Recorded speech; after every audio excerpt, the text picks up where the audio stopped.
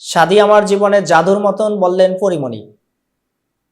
আলোচিত নায়িকা পরীমণি এখন তরুণ গায়ক শেখ সাদীকে নিয়ে নতুন করে আলোচনায়। দুজনের পরিচয় কয়েক বছরের হলেও সম্প্রতি আদালত চত্বরে পরীমণির সঙ্গে দেখা যায় শেখ সাদীকে।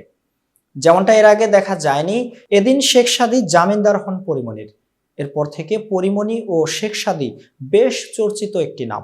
কারো মতে পরীমণি ও শেখ সাদী দুজনে প্রেমে মজেছেন। তাছাড়া ইদানিং দুজনের নানা কর্মকাণ্ড নিয়ে চলচ্চিত্র ও সঙ্গীতাঙ্গনে বেশ আলোচনা চলছে।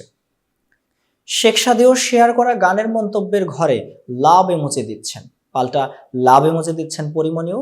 দুজনে আবার মজার খুনসুটিতে মেতে উঠেছেন। এতে মোটামুটি পরিষ্কার দুজনে প্রেম করছেন। এদিকে দিন দশেক আগে শেখ সাদীর একটি পোস্ট দুজনের সম্পর্ক নিয়ে আলোচনায় উস্কে দেয়। এদিন সাদী তার ফেসবুক পোস্টে ভালোবাসার ইমোজি দিয়ে লিখেছেন, অন্য কোনো মেয়েকে এখন আর আমার ভালো লাগে না, পরি আমার।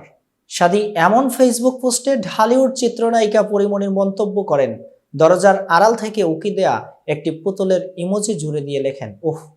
কিন্তু কেউ কেউ বলছেন ভালোবাসা দিবসের আগে নিজের মনের ইচ্ছা সামাজিক যোগাযোগ মাধ্যমে প্রকাশ করেছেন তরুণ প্রজন্মের জনপ্রিয় গায়ক শেখ সাদী।